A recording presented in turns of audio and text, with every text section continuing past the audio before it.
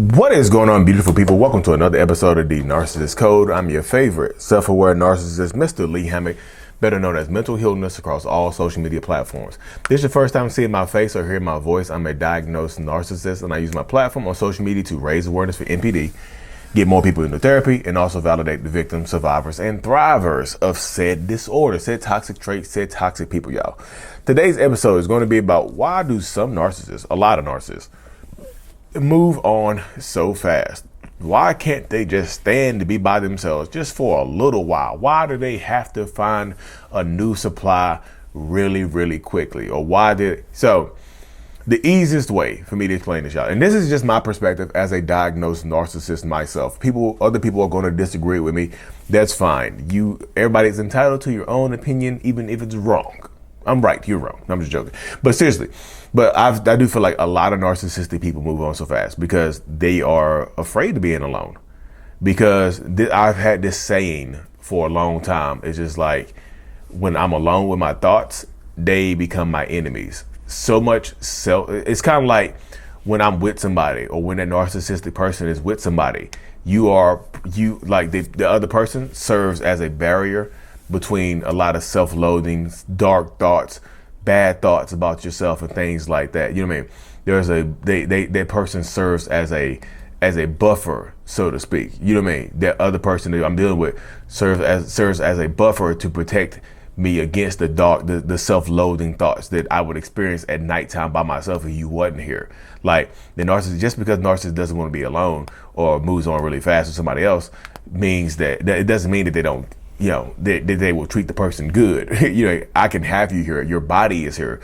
I don't need anything else. Like, your body being here helps validate me in my existence. You provide validation for me that I matter in some way, shape, or form. But if you're not here, guess what happens? It's kind of like the barrier between the self-loathing, the dark thoughts, the self-hatred thoughts.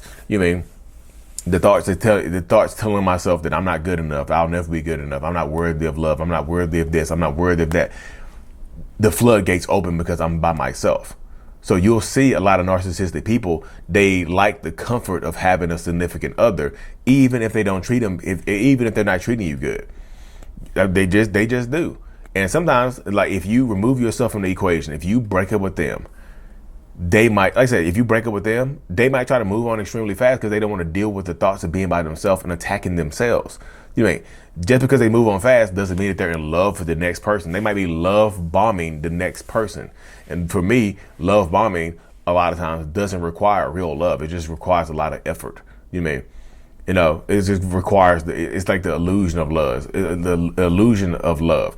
It's like lust. It's like gold-plated lust, pretty much. It's gold-plated lust and gold-plated obsession. It looks like love, but it's not real love. It's gold-plated lust. Love is gold, right? Love is just your pure 14, 24 karat gold. Lust is silver. So you put that 24 karat gold coating over lust, it looks like love. So love bombing can be just a lot of lust. You see what I'm saying? And that's why, like I said, the longer you wear that lust necklace in place of a real love gold necklace, the more likely that gold is to wear off and turn your neck green. That's why relationships sour so fast. The one that start really fast with a narcissist or a toxic person, they go south so fast because a narcissistic person doesn't really care about you. They care about themselves.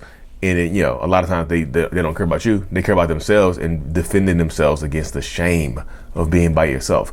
These self-loathing thoughts, these self-deprecating thoughts, these self-hatred thoughts. There's a lot of moving pieces that go into this dynamic, And I just tell this to people all the time. The narcissistic people, they will move on fast, and that's why sometimes you see them move on fast. Let me go and hit the pause button right here, y'all. Not the real pause button on the video or the podcast. I'm talking about the pause button. A lot of times when I'm talking to people, one of the things that when I'm talking to people one-on-ones, and I do my one-on-ones over Zoom, and when I'm talking to people over one-on-one, they'll say things like, "Oh, they definitely downgraded." I'm not trying to be mean, but his new girl is a whale. Her new dude is a bald-headed, short, bum-ass dude, and I'm like 6'8", 210, sliced, dreaded. I'm just fly. She left me for some short, bald-headed, broke ass dude. They can't stand to be by themselves. So when supply is supply sometimes, I can move on to somebody who's less conventionally attractive to you because they're giving me the validation that I need. I don't need the look sometimes. You don't need all of that type of stuff. You just need the attraction.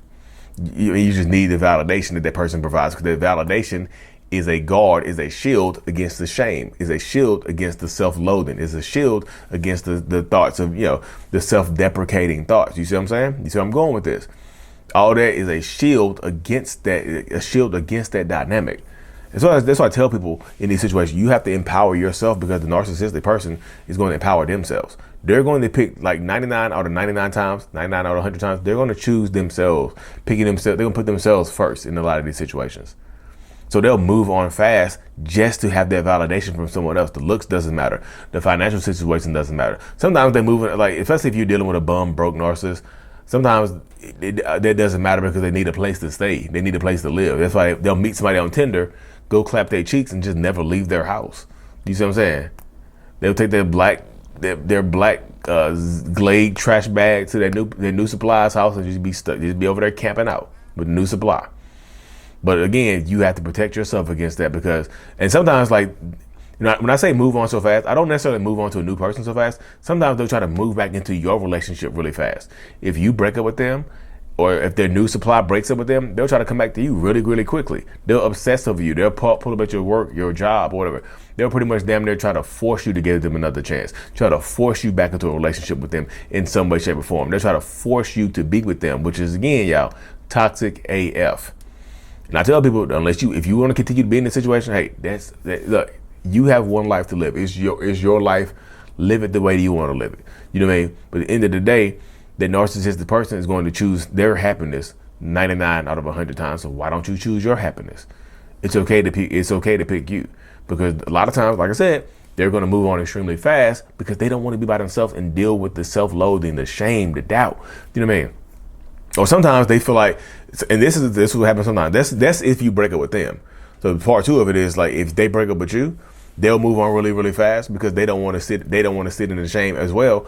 And they think the validation from you is getting weaker. The supply that they get from you, the validation that they get from you, that protects them against the shame, the vulnerability, the self-doubt, the self-loathing, all that stuff that they get from you, they feel like it's running out. Like, sometimes shame, it's kind of like you are a dam, a DAM. You are a dam in the river of shame. Like, you help us dam up the river of shame so the water stops flowing towards us.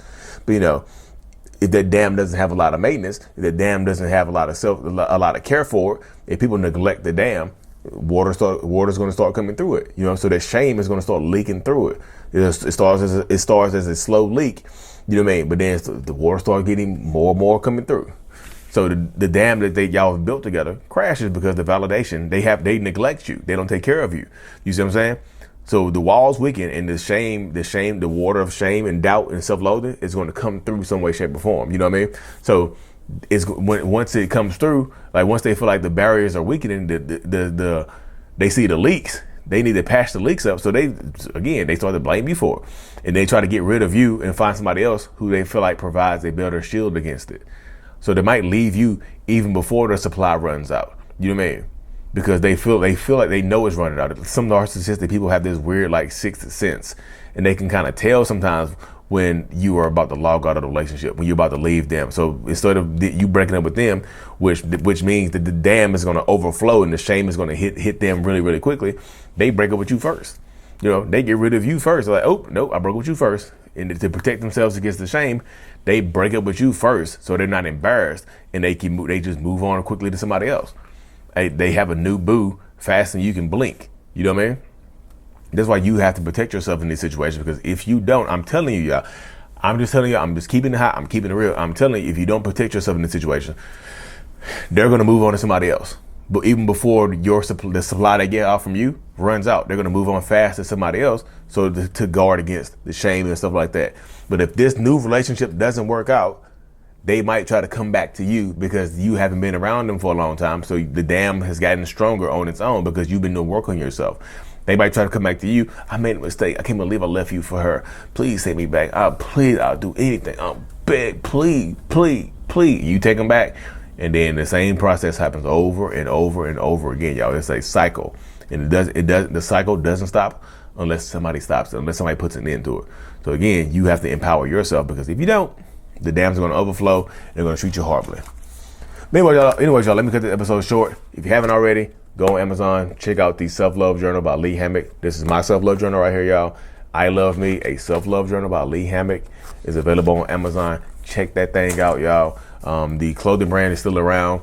I also started a new podcast with my friend Nia. It's called Baldy, Baldie, and the Beast on YouTube. Check it out. We cover a lot of different issues, a lot of different topics on that YouTube channel. It's on Anchor and Spotify and Apple Music as well. Just check it out, y'all. We go into greater detail into other issues and things like that. It's gonna be a good little show. So check that out, Baldy and the Beast podcast on YouTube.